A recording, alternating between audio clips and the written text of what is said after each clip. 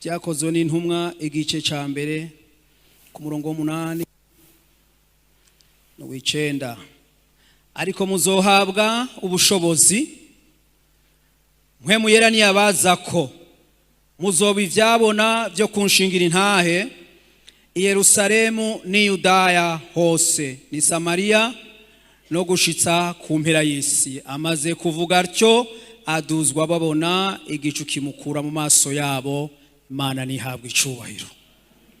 Aha bariko baritegura ababwiye ati nimugende murindire hariho ikintu batari bazi kizobashikako kandi kizobabera icakamaro gose mu rugendo rwabo.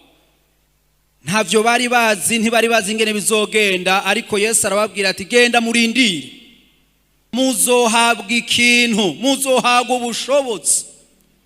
Mpwemuyera azobazako, hanyuma muzoce mumbera ivyabona byo kunshingira intahe. Twagomba dusubire twibukanye kuri iri jambo, muzohabwa ubushobozi Mpwemuyera niyabazako. Harimo amajambo menshi. Iyo uriko uravuga ivya Mpwemuyera n'igikorwa ciwe ni vyinshi, ariko uyu munsi numvise mu mutima ngomba ko tuvuganira ijambo rya Mpwemuyera, igikorwa kimwe mu bikorwa vyinshi akora mu bugingo bwacu. Mpwemuyera ko ashobora guhindura umuntu. Abantu hari igihe dushira amaso kukuvugishwa mu ndimi, kukuvuga mu ndimi ukumva ko umuntu ahagaritse umutima kuko ataravugishwa mu ndimi nyinshi, mu ndimi zitamenyekana, akumva ko igikorwa ca Mpwemu nico cyonyene. Hariyo umuntu ashobora kuba ataravugishwa mu ndimi nyinshi ariko arafise Mpwemuyera kandi yarabatijwe muri Mpwemuyera. Ariko uyu munsi nagomba twibukanye kuri iri jambo Mpwemuyera, igikorwa mu bikorwa akora cyo guhindura umuntu. Guhindura umuntu, umuntu akavuko yarari kera akaba musha, ariko ahinduwe na Mpwemuyera. Ico kiri mu bikorwa bihambaye dukwiye gusengera mu buzima bwacu, kuko aho twari turi kera hariho ibinogo vyasigaye vyarimwo Mpwemuyera akwiye kujamwo. Buga ikintu cose kibi umuntu akoreshwa agikoreshwa ni mpwemu mbi. Nimba umuntu ari umunyarusaku ateranya abantu, umenye yuko iyo ni mpwemu mbi y'urusaku iri muri we ituma iteranya abantu. Nimba umuntu afise impwemu mbi y'ubusambanyi, nukuvuga ko muri we harimo impwemu mbi. Ikintu cose gikoresha umuntu icaha giba gisunitswe n'impwemu mbi ibiri muri we.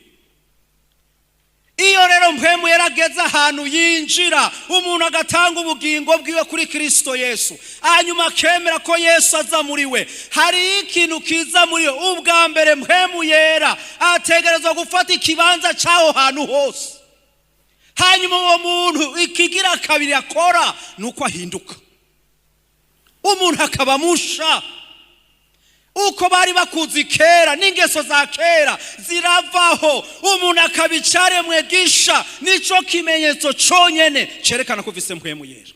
Arabanza kinjira agatransforma umuntu, agahingura umuntu. Yari umuntu w'amanyama gahera, yari umuntu w'ishavu rikaze rigahera, yari umuntu avuga nabi bigahera, yari umuntu akora ibikorwa byo kugabitanya bigahera. Kuko Mpwemu amaze kuronka ikibanza ikikugaragariza yuko umuntu ari mu Mpwemu, ahinduka musha.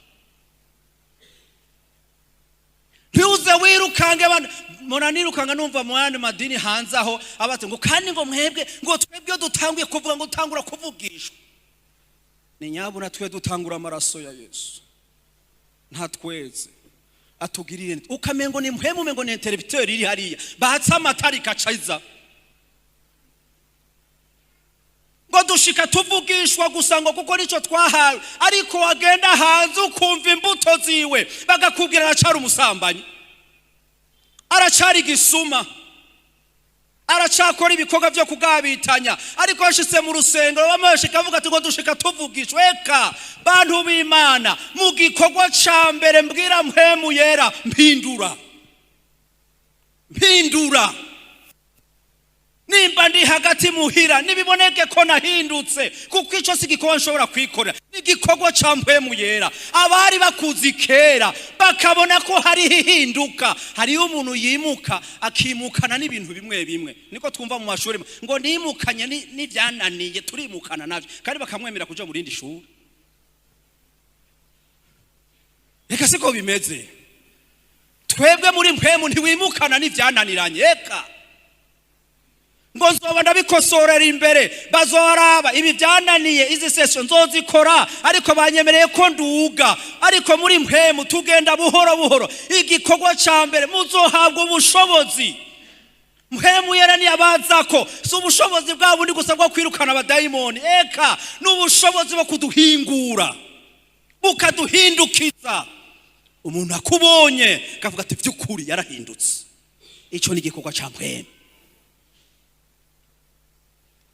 Soma hariya muri Ezekiyeli.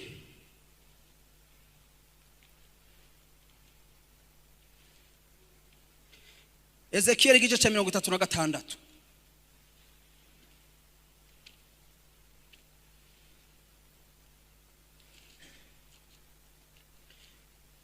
Ezekiyeli igice ca 36. Turasoma hajya ku murongo wa 26. Kandi nzobaha umutima musha, mbashiremwe Impwemu nsha. Nzokura umutima ukomeye nk'ibuye mu mibiri yanyu, mbaha umutima woroshe nk'inyama. Kandi nzobashiramo Mpwemu wanje, ndabagendeshereze mu vyagezwe vyanje. Namwe muzokwitondera amabwirizwa yanje muyashitse. Imana nihabwe icubahiro. We ntumva ko dufise umutima mubi wibuye? Nzobakura kubwa Mpwemu wanje, ndabakuremo umutima umeze nk'ibuye. Umuntu ashobora gucumura ku muntu kandi akamubwira ati nambabaza musaba, uyo muntu afise umutima wibuye. Kandi hari umuntu umwe yigeze gucumura ku wundi, hanyuma rero baduhamagara tuje gusenga. Hanyuma rero abo bantu wacumuye we aritembagaza, harabati Mana jewe nacumuye kuri urya muntu kandi mbabarira. Ariko arirengagiza vya wa wundi yamucumuyeko, ariko aravuga amakosa yiwe. Hanyuma uno muntu rero amaze kubona ko uwundi yaciye bugufi, yatsinzwe, acavuga ati cufukama rero ndagusengere. Undi nawe acarapfukama, ariko arasenga, aramusengera, Mana ngo muharire vya bintu vyose yatuyaje, kandi nagomba ndamwibukirize ngo hariho n'ibindi atavuze ariko ndabivuze. Ayo manyama yo gusenga nayiki, kandi niyo twari turi. Ntabwo ati mwene data, ubona byari byiza kumwibukiriza utuntu yibagiye. Aho nabonye muko ari mu orgueil, kandi yari umuntu w'Imana, kandi numva naje no kuba ko navuga ati uya n'ivyo yari bikenewe. Uyu yatsinzwe, yagize umutima woroshe nk'uw'inyama. Ariko uwundi kandi mu makosa twariko turakora, twabona yuko bose barimo amakosa, mugabo umwe yarafise umutima nk'uw'inyama. Ati ndakeneye amahoro mwene data, ndakeneye ko tubana neza, ndakeneye ko tujana neza, ndumukristo, ndiko ndaja mwijuru. Undi nawe amanyama caraduga ngo na vya bindi, ngo ndabimuvugiye na hatabivuze. Ari amasengesho dusenga, ukiyumvira ico Imana yiyumvirako, kudukuramo umutima ukomanaye nk'ibuye. Umuntu akaba ari nk'ibuye rinyereza abandi, rikomeretsa abandi. Ariko Bibiliya ivuga ngo nzobasuka kuyo Mpwemu wanje, ndabakuremo uyo mutima ukomanaye. Abantu bagatata babana mu nzu, babana mu cumba kimwe, bakamara ukwezi, umwe araba hirya undi araba hirya. Uyu mutima uragoye. Ntiyagira umuntu yikangura avuga ati mwene data, eka nukuri inzambi irashobora kuvuga, birashobora kutugora. Vyuka mwene data, tugitunganye mwene data, vyuka turabire tosenga Imana. Ariko umuntu akumva ati ukwezi kurahetse tutavugana, kandi bari mu nzu imwe, bakifise imitima ikomanaye ibuye. Ariko Bibiliya ivuga ngo uyo Mpwemu ni abazako, ninamurungika ngo nzofata ujya mutima umeze nk'ibuye, ndawubakuremo, ndabashiremo umutima umeze nk'iki, nk'inyama yoroshe, umuntu yorohe.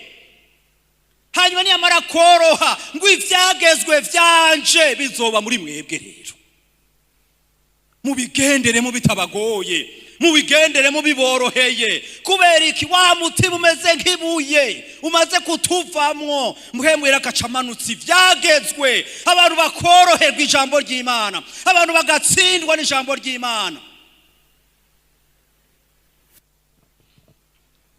Soma Ezekiel 11 nahagiye inyuma gatoya. 11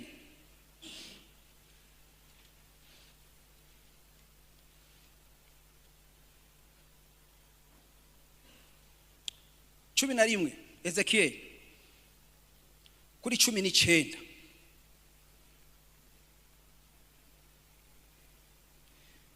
Nanje nzobaho umutima umwe, mbashiremwo impwemu nsha, nzokura umutima ukomeye nk'ibuye mu mibiri yanyu, mbaho umutima woroshe nk'inyama, ngo babone kugendera mu vyagezwe vyanje no kwitondera amabwirizwa yanje, ngo babishitse maze bazobihanga ryanje, nanje nzoba Imana yabo. Imana nihabwa icubahiro.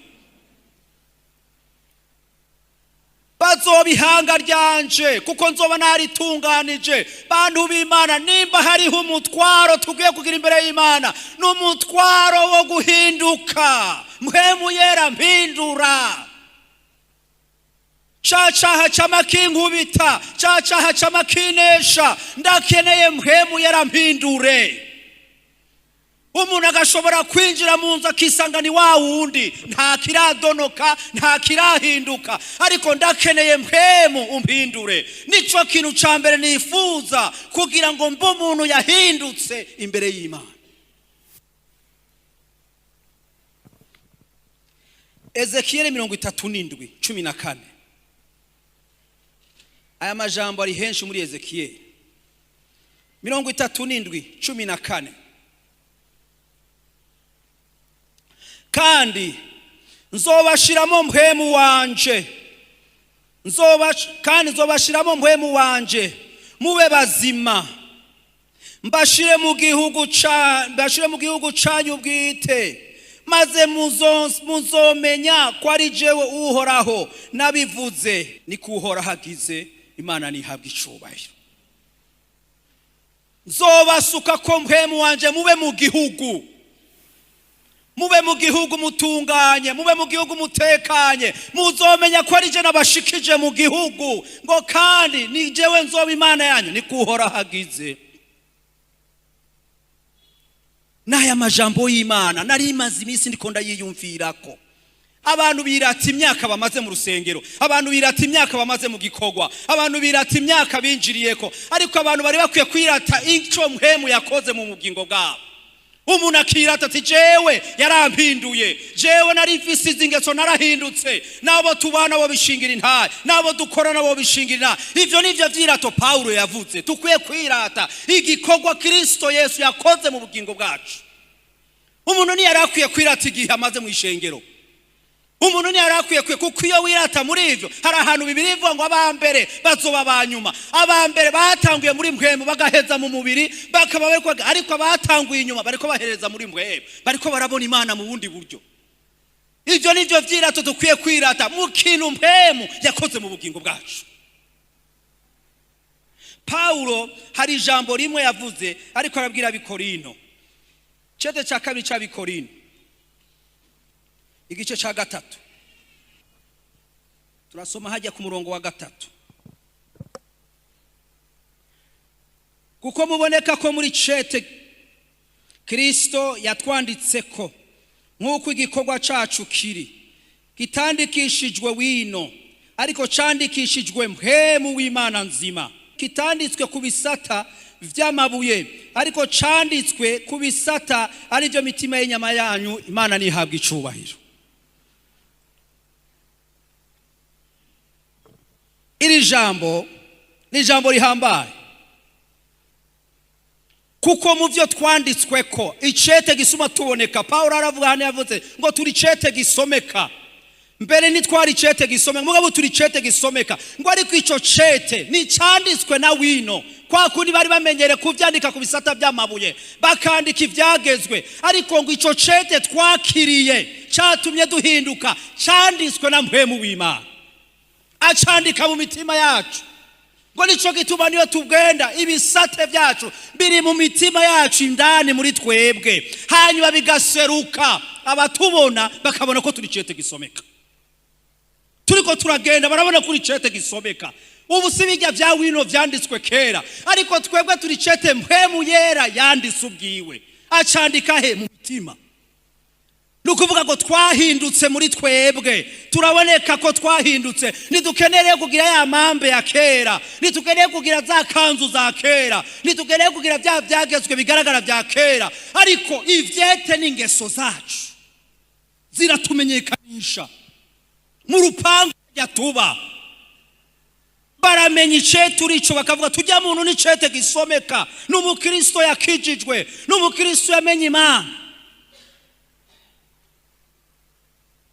Hari ahantu ngakijyo gatoya numvise intaye y'umukristo mu bubwiriza bumwe hano, hari muri societe kanaka bakoramo, kandi iyo bayishingiwe intaye n'abandi bakristo bagenzi biwe, baca bashaka kukwera mu chef de service, baca bashira kugira fraude, bagomba kunyuruza miliyoni 100, bari abantu bane bazisangira. Ariko muri izo miliyoni uyo mukristo niwe yari uwanyuma ashobora gushira ko signature kugira ngo ico kintu gipase.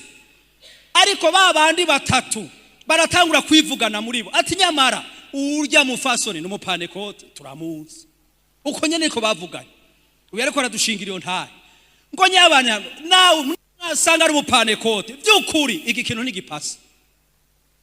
Baragenda baragerageza baramuhaya hoya ati mwene mugenzi urabona ko amafaranga toducika, urabona ko dushobora wewe shira ko akakantu gusa wemeze, hanyuma ibisigaye byose urabikora 25 million zirakugarutseko. Urabona kumamenyisi turi mu bukene. Acha barira imbere ya ndirimbo 102 ivyisi vya vuye mu mutima ngo ntitwababariye ntitwababariye. Indirimbo aciye abazanira ati bakundwa, nari kuba naratunze kera, ariko ikintu kimwe natunze kiruta ibintu byose natunze Kristo Yesu Mwami. Uyu arahambaye, naho nzorinda mpfa atana amafaranga mfitaho nzorinda ngenda mwijuru ntiyanduje. Barahiga bariyumvira iyo babicisha bane, kandi uyo nyene niwe yari gufuri adashize ko nibishoboka. Hanyuma rero bacavuga tutugire gute tumudendereze, turabandi madose todendereza kugira ngo bamukure hajya ahantu haje undi muntu.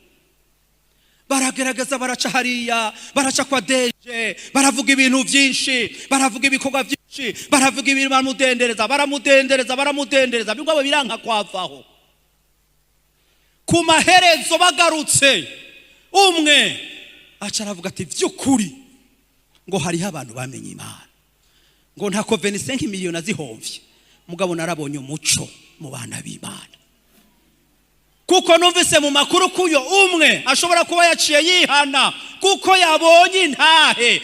Bibiri ivuga ngo turi cete, nturinda kuvuga Yesu, turi cete gisomeka. Hari geragezwa riza rije kuraba byukuri ko Mpwemu hari ico yahinduye muri wewe. Hari geragezwa rije byukuri riza kuraba byukuri ko wamenye Imana. Nageze kugira igeragezwa muri banki, kandi nababwira igeragezwa nta geragezwa riba ritori baho. Nani ngiye gutora amahera hajya muri besebe, hamwe uyo mugabo aho kumpa imiliyoni 5 acamye miliyoni 15. Umutima umwe shetani ati hajya ntiyihenze,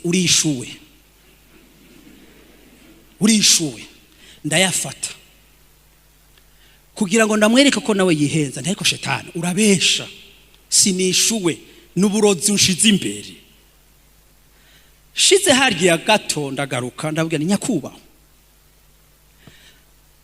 aya mahera Kristo Yesu uzumureke afate benshi, kuko aya mahera nayo wihenze. Izi miliyoni 10 nizo wihenze. Bantu b'Imana, yaraturitse ararira ati uyu mugoroba nyene nari ninjiye mpimba, ati kandi sinari no kumenya naho ndabitorera cyane naho nogarutse. Ndamubwira ati Yesu Kristo ni mwiza kandi yaratugiriye neza, sinokwivye ngo amagara yawe agirirwe nabi, nuko Kristo ari mu mitima yacu. Imiliyoni 10. Kandi ndababwire abantu b'Imana, ntavyo kuvuga ngo harimo amageragezwa. Oya freme, nta mageragezwa yarimo. Turi abantu b'Imana twakijijwe. Hari amafaranga worya yoca guhamba ubwo nyene. Numva mu mutima yuko vy'ukuri nta nigeragezwa ririmo hano. Eka ntariko nagomba nakubwire mwene data, n'uyu munsi turi inshuti, n'uyu munsi turi abagenzi. Niyo nshitse muri banki abandi naho baba batonza acambwira ati mdamu ngwino jimbere hano ndagufasha. Kubera iki? Uyu mpwemu w'Imana igikorwa akora nico kuduhindura. Undi yo kwica ati karabaye ndishuwe Imana iranyishuye kananyishirimo. Nico gituma Yesu yabwiye ati murindire muzohabwa ubushobozi mpwemu niyabazako. Uyu mpwemu mukutuzako naje kugira ngo atuvugishe barabara, aje kugira ubwambere ahindura ubugingo bwacu. Umuntu ahinduke muri kameremere, umuntu ahinduke mu ngeso mbi, umuntu ahinduke mu bikorwa bibi, umuntu ahinduke mu muntu w'Imana. Nico gikorwa cambere Mpwemuyera akora. Paulo naye yabwiye Timoteyo ngo umuntu niyiyeza ngo azobiki igikoresho. Ntubanze kugwanira kuba igikoresho, banza kugwanira kwezwa. Banza kugwanira uru ruhande rwo kwezwa, uru ruhande rwo guhinduka. Umuntu ashaka kuba menga kanaka, nanje nkoreshwe nga kanaka, nanje mvugishwe nga kanaka. Eka bijya byihoze, hariho uruhande yo kuba kwanza kwezwa, gutunganywa, guhingurwa, guhinduka, guhindukira, hanyuma urusate rwo kuba igikoresho nivyo hanyuma. Paulo arabwira ab'i Roma igice cya 12 ngo ndabinginga bene data kubw'imbabazi z'Imana mutange imibiri yanyu ibi bimazi vyera bihimbara Imana, niko kuyikorera kwanyu kuzogira ikimara. Kwitanga hanyuma mpwema akaduhingura, mpwema akaduhindukiza, hanyuma umuntu akabamusha. Twunamika amaso dusenga Imana. Urumva ijwi rya mwene data ni ryiza, mugabo wifuza ijwi ariko ntuhinduka. Banza ubwire Mpwemuyera mpindura. Hari ingeso zinanira, hari ingeso zingoye, hari ingeso zimburagije. Bico gikorwa ni ubushobozi nibwabara kubazako muzoronka ubushobozi. Ubwo bushobozi nubwo kuguhingura, nuko kuguhindura, nuko kuguhindukiza kugira ngo ugere ahantu uhimbara Imana. Reka kwirukira mu bindi, reka gufata izindi etape. Banza uguma ahantu ho kumva ati narahindutse by'ukuri. Mpwemuyera yarampinduye. Ubu numva ko nahindutse mu ngeso zanje. Canke ndacagendera mu manyama, ndacagendera mu gwanko, ndacagendera mu ishari, ndacagendera mu bibabi bitandukanye. Ariko vy'ukuri urumva ko wahindutse. Ndacagendera mu vyifuzo bindenze, ndacagendera mu kwiyumvira n'aba bandi. Aho mpwemu naragufata wese arakwiye kugera hana gufata kugira ngo ubicare mwe gisha gihimba.